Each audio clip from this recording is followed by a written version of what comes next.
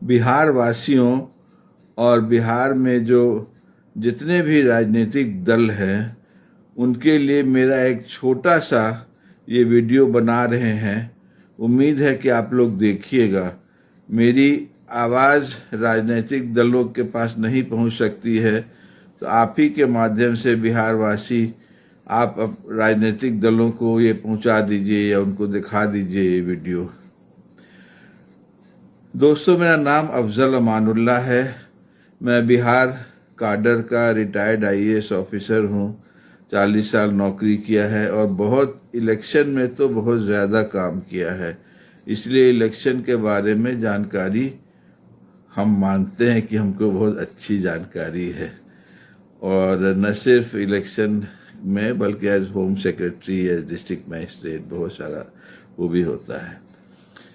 मेरा सिर्फ आज ये है कि सारे राजनीतिक दलों को ये मांग करनी चाहिए कि बिहार में इलेक्शन जो आने वाला है वो एक दिन में हो, 1 डे इलेक्शन होना चाहिए। बहुत बात होती है कि 1 नेशन 1 इलेक्शन, ये सब हवा में बात है, अभी करने की बात है। आप बिहार में इलेक्शन एक दिन में कराइए। सारे पार्टियों को जाना होगा इलेक्शन कमीशन के पास और बताना होगा कि बिहार में एक दिन में इलेक्शन हो सकता है। हम आपको बताते हैं, बिहार में जितने ज़िला हैं सब कोई अपना अपना बना लिया है लिस्ट कि हम कितना polling officer, presiding officer, patrolling magistrate, counting में कौन कौन लोग को रखेंगे, सब लिस्ट बना हुआ है। उसमें कोई दिक्कत नहीं है।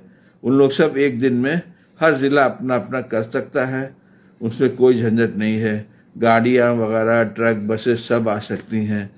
सिर्फ एक दिक्कत आपको बोलेगा इलेक्शन कमीशन और ऑफिसर लोग कि हम लोग के पास पर्याप्त मात्रा में पुलिस बल नहीं है। ये एकदम आपको गलत बता रहे हैं, मिसलीड कर रहे हैं, क्योंकि एक तो अपनी पुलिस काफ़ी है।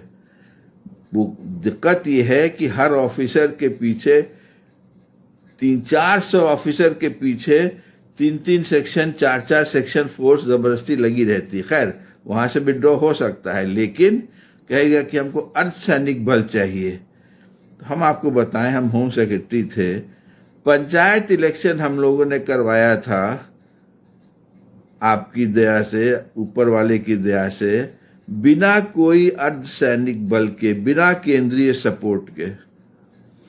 तो ऐसी बात नहीं है कि नहीं हो सकता है। ठीक है, अगर आपको बहुत अर्धसैनिक बल पर है कि आपको बहुत डर लगता है, आप कायर हैं, आप अपना कंट्रोल नहीं कर सकते हैं, आपको अर्धसैनिक बल चाहिए, तो ठीक है।